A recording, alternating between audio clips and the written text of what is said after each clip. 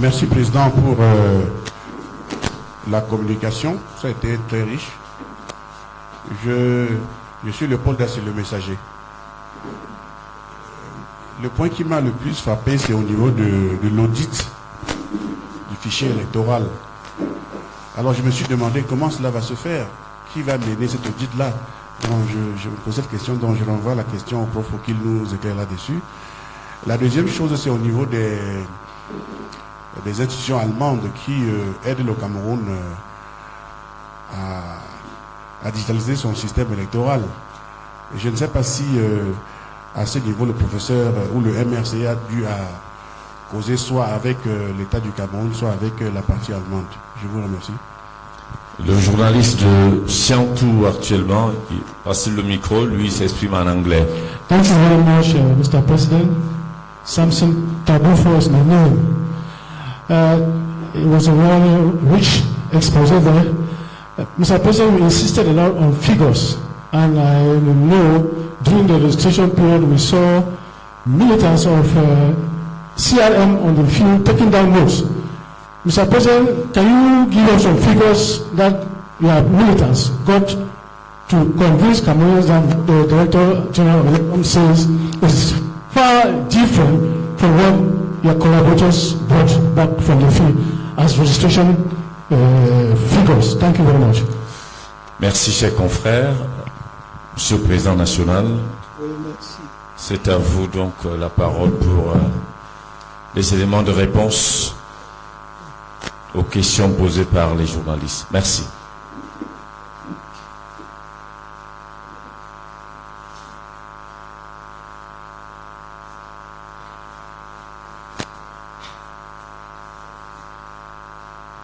Très bien, je vous remercie.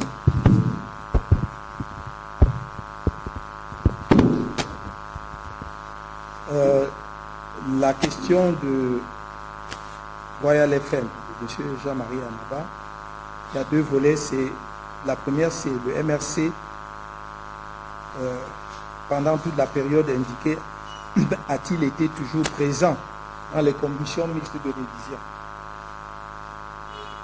Premièrement, j'ai bien distingué le cas de la diaspora du cas, j'allais dire, du Cameroun. Je vous ai dit, sauf que vous ne m'avez pas bien compris, que en ce qui concerne la diaspora, à notre connaissance, et je voudrais préciser avant d'avancer, que la réunion de la commission mixte ne se fait pas clandestinement. C'est convoqué. C'est convoqué et ils ont annoncé. Donc, pour que les représentants des différents partis politiques, pas seulement le MRC, soient présents. Et je peux vous montrer, par exemple, pour les inscriptions récentes, les documents sur lesquels c'est signé. Vous verrez RDPC, MRC, PADEG, enfin tout ce que vous voulez, qui ont été présents. Certains d'ailleurs ont des représentants, mais le jour où la commission se réunit, n'envoie pas leurs représentants ou bien leurs représentants ne se présentent pas. Mais nous avons toujours été présents lorsqu'on nous a convoqués à une commission mixte. Ça, c'est au plan national. Au plan, disons, en ce qui concerne la diaspora, ainsi dit, je vous ai dit très clairement que le problème qui se pose et qui nous a amené à faire, entre autres problèmes qui nous a amené à faire ce point de presse, c'est parce que, je vous dis, vérifiez, depuis la clôture des inscriptions sur les listes électorales en août 2018, jusqu'en 2024, il n'y a pas eu d'opération d'inscription sur les listes électorales dans la diaspora. Il n'y a donc pas eu réunion des commissions. Il ne pouvait donc y avoir ni toilettage, ni refonte. Comment voulez-vous que nous soyons présents à une commission qui ne se réunit pas? Voilà d'où part le problème. Bien que les chiffres d'inscription sur les listes, des inscrits sur les listes électorales dans la diaspora soient étranges. Je vous ai dit, globalement, la diaspora camerounaise doit avoir 6 millions de personnes. Mais il n'y a que 19 000, il y a moins de 20 000 inscrits, Camerounais inscrits dans toute la diaspora. Ça ne nous dit rien. Sur 6 millions, n'importe quel pays européen pourrait fournir 5 à 10 000 électeurs inscrits dans la diaspora. mais je dis la totalité. Et ça, c'est la base des élections 2018, c'était 19 000. Et ce qui nous interpelle donc, c'est que on a soustrait encore 364 électeurs de ces 19 000, sans nous dire quand et comment. Voilà le problème. Donc, nous participons, nos représentants participent effectivement aux commissions mixtes qui sont convoquées au Cameroun. Nous avons toujours des représentants. Nous n'avons pas pu participer à quelques commissions mixtes, que ce soit dans la diaspora, tout simplement parce que ces commissions n'ont jamais été convoquées et n'ont pas siégé. Maintenant, vous vous demandez pourquoi j'insiste sur la diaspora et non pas sur les électeurs qui sont sur le territoire national. Je crois que j'y ai répondu partiellement. Non, je n'insiste pas sur la diaspora. Parce qu'à la limite, sauf si on pense que je suis distrait au point de ne pas faire la différence entre 19, mettons 20 000 électeurs et 8 millions d'électeurs au Cameroun. Donc, tout le monde est... C'est l'évidence même que l'essentiel, le gros des électeurs, c'est au Cameroun. Mais j'ai pris la diaspora parce qu'il y a un fait concret. Je n'invente pas les faits. Je n'aime pas inventer et raconter des histoires. Donc j'ai donné des faits, des chiffres. Dans le cadre, pour ce qui est du Cameroun, parce que vous nous demandez si nous ne devons pas effectivement plutôt être présents sur le territoire pour être sûr qu'on contrôle les élections. Mais vous pensez bien que c'est notre travail, cher M. Jean-Marie Anawa. C'est pour cela que notre parti prétend sans fanfaronnade. Nos adversaires de l'autre côté peuvent prétendre le contraire. C'est de bonne guerre, les partis politiques font cela. Mais c'est pour cela que nous prétendons être, à part quelques poches, je n'ai pas besoin de les citer ici, mais pour des raisons que l'on connaît, à part quelques poches, nous sommes le parti le mieux implanté au Cameroun. Je peux vous dire, il y a beaucoup de circonscriptions administratives où le RDPC dit qu'il est présent, c'est l'autorité administrative qui est le RDPC.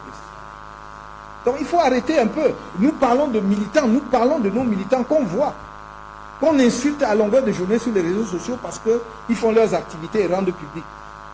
Ça leur vaut tous les noms d'oiseaux. Donc nous travaillons, cher monsieur. Et ne soyez pas étonnés. Je vous l'ai dit en 2018, j'ai dit au Cameroun en 2018 que nous avions une liste de nos représentants dans tous les bureaux de vote, sauf le nord-ouest et le sud-ouest. Et que partout ailleurs, on nous a soit jetés dehors, soit usé de la corruption, soit usé de la violence policière. C'est ce qui s'est passé. Il faut que nous cessions de nous voiler la face. La démocratie au Cameroun, le pouvoir au Cameroun, le destin du Cameroun n'appartient pas au MRC. Le MRC fait sa part, fait son travail et le fera jusqu'au bout. Et tant que le peuple camerounais nous fait confiance, et tant que nous pensons que avec l'aide du peuple camerounais, nous pouvons apporter un changement dans ce pays, nous nous battons jusqu'au bout. Et croyez-moi, ce combat ne se limite pas à un individu, fut-il le président du MRC, c'est un combat qui est amené à se poursuivre. Je mets quiconque au défi, sortir de la période du parti unique, de montrer un parti politique de l'opposition au Cameroun qui n'a jamais été aussi implanté que nous. Vous comprenez? Voilà. Donc, nous travaillons, croyez-moi, et chaque fois qu'il y aura convocation d'une commission de révision des listes électorales, nous serons présents parce que nous avons désigné nos représentants partout. Si, pendant la période de toilettage, je n'ai plus les dispositions légales en tête, il est prévu que les partis politiques doivent y prendre part, nous serons présents. En ce qui concerne le messager, M. Dassi, il l'a dit à propos de l'audit, qui va faire l'audit? L'audit se fait toujours par les auditeurs. Et il ne s'agit pas pour nous même d'aller chercher des gens à l'étranger. Il y a plein d'informaticiens, parce que c'est un problème informatique. Il y a plein d'informaticiens, il y a plein de Camerounais qui ont les compétences nécessaires. Je vous signale qu'en 2012, lorsque la société allemande avait gagné le marché à 8 milliards, il y avait une offre d'un groupe d'informaticiens camerounais, d'un collectif d'informaticiens camerounais à 6 milliards et demi. Mais on avait préféré donner à la société allemande qui a été à 7 milliards et demi, presque 8 milliards. Voilà la vérité. Donc, vous pouvez aujourd'hui trouver au Cameroun des structures, des Camerounais, des informaticiens capables d'auditer le système informatique ou en tout cas la base de données de l'ECAP. Ils vont vous dire là où il y a des failles ou pas. Il ne s'agit pas de faire un miracle. Vous avez dit les institutions allemandes qui aident le Cameroun. Les institutions allemandes en question n'aident pas le Cameroun. Ce sont des sociétés qui ont gagné des marchés, utilisons les termes appropriés. Parce que chaque fois qu'on parle d'étrangers, nous sommes à genoux, on croit qu'ils viennent nous aider. Ils ne nous aident pas, ils ont gagné un marché. Et un marché qu'auraient dû gagner les Camerounais, parce qu'il ne s'agit pas d'un niveau d'expertise qui dépasse les Camerounais. Ce qu'on a fait pour les inscriptions sur les listes électorales, ce qu'on a fait pour les cartes nationales d'identité, ce qu'on a fait pour les passeports, est à la portée des Camerounais. Du premier informaticien camerounais. Parce qu'on a des informaticiens de haut vol dans notre pays, ou en tout cas ressortissants de notre pays. Donc il ne faut pas qu'on continue ce complexe-là, non seulement qui nous fait sortir de l'argent, mais qui permet à des étrangers de venir s'amuser au Cameroun, avec le destin du peuple camerounais. Nous parlons d'une société qui n'en a rien à foutre. Si on lui donne de l'argent, il fait ce qu'on lui demande de faire. Ou elle fait ce qu'on lui demande de faire. Donc, l'audit sera fait si l'État veut faire auditer le fichier électoral, ce n'est pas compliqué.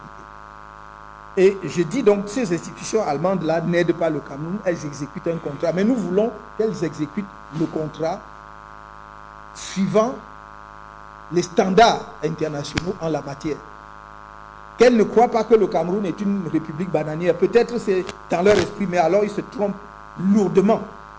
Lourdement. Je dis toujours, quand il s'agit du Cameroun, les gens devraient réfléchir à 2 reprises. À 2 reprises. Je l'ai déjà dit à plusieurs occasions. Les histoires où on dit succession dynastique de machin et tout ça là, au Cameroun, regardez notre histoire. Regardez notre histoire. Faites très attention. On peut convaincre certaines personnes qui ne connaissent pas les réalités camerounaises de ce que ce genre de manigance soit possible au Cameroun. Ça ne l'est pas. De la même façon, nous disons à ces sociétés-là qui viennent jouer ce petit jeu-là, qu'elles fassent très attention. Parce que ce n'est pas parce que nous ne pouvons pas le faire. Mais que si on les paye, comme vous avez vu, les fameux observateurs de Transparency International, errant à gare, on ne sait pas d'où ils sortaient. C'est comme s'ils avaient été parachutés au Cameroun par hasard, ils ne savaient même pas ce qu'eux-mêmes venaient chercher ici. Il faut qu'ils sachent que notre peuple est un peuple patient. Mais ce n'est pas un peuple de trouillards. C'est un peuple... Vous avez vu, l'équipe nationale du Cameroun démarre toujours très lentement. Mais accélère au cours du match et ramène la victoire. Il faut faire très attention au peuple camerounais. Très attention. Personne ne pouvait parier la prise de conscience et l'enthousiasme dont ont fait preuve les Camerounais pour les inscriptions sur les listes électorales. Nous sommes sur le terrain depuis 10 ans pour les mobiliser. Et là, quand leur moment est venu, c'est venu. Donc, arrêtons un peu cela. Pour Monsieur Tagoufort, you asked me if I have some figures showing that there might be some discrepancy between figures announced by the Director General of ELECAM and those we have with us. Of course, we have our own data, but those data do not cover all the figures for the registration. Why? Because we could not just, it was just impossible. We were not the only one registering people. So you have other political parties, you have civil society and so on, who contributed to registration. So we don't know what their figures are. But what we have put us in position, if we have a chance to participate to what they call toilettage, to the cleanup of the electoral list, to tell them exactly this is wrong, this is not. That's why we are expecting them to convene that commission to make the cleanup altogether, not only as ELECAM on its side, on its own side, and we with our own figures. We will be fixed and have a clear idea of the situation after the cleanup. end of December this year. Because it's only after that that you are able to say what you have said now is, if we now challenge their figures, they say, no, we are still waiting for the cleanup. You cannot protest because we don't have the definitive data. And this is what we are expecting. If we have a chance to take part in that commission, then we will make our own data available so that we come out with proper figures of registration in 2024. That's what we are trying to do. Merci. Je crois qu'avec ça, nous avons terminé. J'espère que nous aurons d'autres occasions de rencontres.